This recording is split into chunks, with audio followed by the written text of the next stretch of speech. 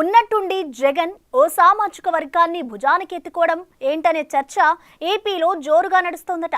YCP కమ్మ నాయకులను వేధిస్తున్నారనే ఆరోపణలు ఆంధ్రప్రదేశ్ రాజకీయాల్లో తీవ్ర చర్చనీయాంశంగా మారాయి. సోషల్ మీడియాలో ఈ వ్యాఖ్యలు వైరల్ కావడం ఇప్పుడు అందరూ చర్చించుకుంటున్న పరిస్థితి. రాజకీయ వ్యూహంలో భాగంగానే జగన్ ఈ వ్యాఖ్యలు చేశారా లేక మరేదైనా కారణం ఉందా అన్నది సస్పెన్స్ గా మారింది. రాజకీయాలు కుల ప్రాతిపాదికన నడుస్తున్నాయి. ఇది ఎవరు కాదనలేని సత్యం. ఏపీలో రాజకీయాలను బలమైన సామాజిక వర్గాలే శాసించే పరిస్థితి. ఉమ్మడి ఏపీలోనూ రెండు సామాజిక వర్గాల ఆధిపత్యమే నడిచింది. విభజనాంధ్రలోనూ ఈ రెండు సామాజిక వర్గాల ఆధిపత్యమే నడుస్తోంది. అవి కమ్మ, రెడ్డి సామాజిక వర్గాలు. ఈ రెండు వర్గాలు రాజ్యాధికారాన్ని సొంతం చేసుకుంటూ వస్తున్నాయి. అధికారం కోసం పోటీ కూడా ఈ రెండు వర్గాల మధ్య ఉంటూ వస్తుంది. అయితే ఎంత పోటీ ఉన్నా టీడీపీలోనూ రెడ్లు ఉన్నారు. వారు మంచి పదవులు అందుకుంటూ వచ్చారు. అయితే జగన్ తాజాగా చేసిన కామెంట్స్ ఇప్పుడు హాట్ టాపిక్ గా మారింది. కమ్మవారు మా పార్టీలో ఉంటే ఏమైనా నీకు అభ్యంతరం ఆ చంద్రబాబు అని అడుగుతా ఉన్నా. కమ్మవాళ్ళు పుట్టింది కేవలం చంద్రబాబు నాయుడు గారికి ఊడిగం చేయడం కోసమే పుట్టారట.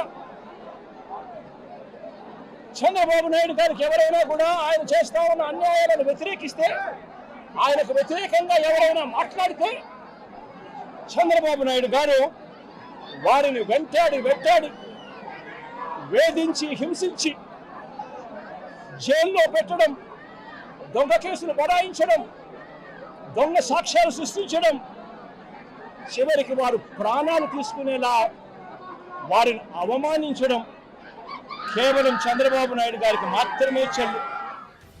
కమ్మ సామాజిక వర్గానికి చెందిన వైసీపీ నాయకులను టీడీపీ ప్రభుత్వం ఉద్దేశపూర్వకంగా లక్ష్యంగా చేసుకుని కేసులు పెట్టడం, జైల్లో వేస్తుందని విమర్శించారు జగన్. వైసీపీలో కమ్మ నాయకులైన వల్లభనేని వంశీ, కొడాలి నాని, దేవినేని అవినాష్, తలశీల రఘురాం, ఎంవీవీ సత్యనారాయణ, అబ్బయ్య చౌదరి, బ్రహ్మనాయుడు, పోసాని కృష్ణమురళి ఇతర సోషల్ మీడియా యాక్టివిస్టులను టార్గెట్ చేస్తున్నారని ఆయన ఆరోపించారు.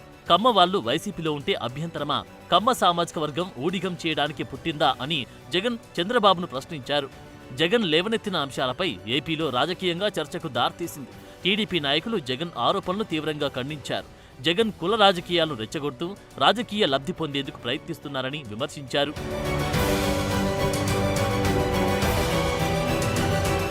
గుంటూరు, కృష్ణా జిల్లాలో అత్యధిక సీట్లు సాధించడంలో కమ్మ సామాజిక వర్గం మద్దతు తప్పనిసరి. ఇక 2019 నుంచి 2024 మధ్యలో జగన్ ముఖ్యమంత్రిగా ఉండగా అమరావతి రాజధానిని వ్యతిరేకించేలా 3 రాజధానుల నినాదం అందుకోవడంతో ఆ సామాజిక వర్గంలోనూ వ్యతిరేకత మొదలైంది.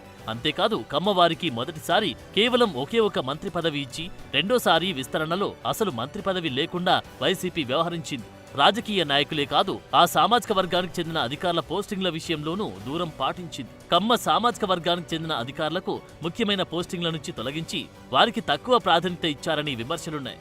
ఏపీలో బలమైన సామాజిక వర్గంతో పెట్టుకుని రాజకీయంగా వైసీపీ నష్టపోయింది అన్నది విశ్లేషకుల మాట. ప్రస్తుతం జగన్ చేసిన ఈ కమ్మ కామెంట్లు ఏపీలో వాడివేడి చర్చకు తెరలేపాయి. ఎన్నికలకు ఇంకా 4 ఏళ్ల గడువు ఉండగానే ఏపీలో ఓట్ బ్యాంక్ పాలిటిక్స్ నడుస్తున్నాయనే చర్చ స్టార్ట్ అయింది. అందుకు జగన్ చేసిన వ్యాఖ్యలే నిదర్శనమన్న మాట వినిపిస్తోంది. 2024 ఎన్నికల్లో వైసీపీ ఘోర పరాజయం తర్వాత పార్టీ తిరిగి బలపడేందుకు ప్రయత్నాలు మొదలుపెట్టారు వైసీపీ అధినేత జగన్. ఓవైపు విమర్శల పేరిట జిల్లాలకు వెళ్తున్న జగన్ కమ్మ సామాజిక వర్గం ఓట్లను ఆకర్షించే వ్యూహంలో భాగంగా ఈ వ్యాఖ్యలు చేసినట్లు భావిస్తున్నారు రాజకీయ విశ్లేషకులు. 2029లో అధికారం దక్కించుకోవాలని వైసీపీ ఇప్పటి నుంచి పావులు కదుపుతుందని అంటున్నారు. అయితే అధికారంలో ఉన్న సమయంలో కమ్మ సామాజిక వర్గానికి చెందిన నాయకులను, అధికారులను పట్టించుకోలేదని టీడీపీ వాదన.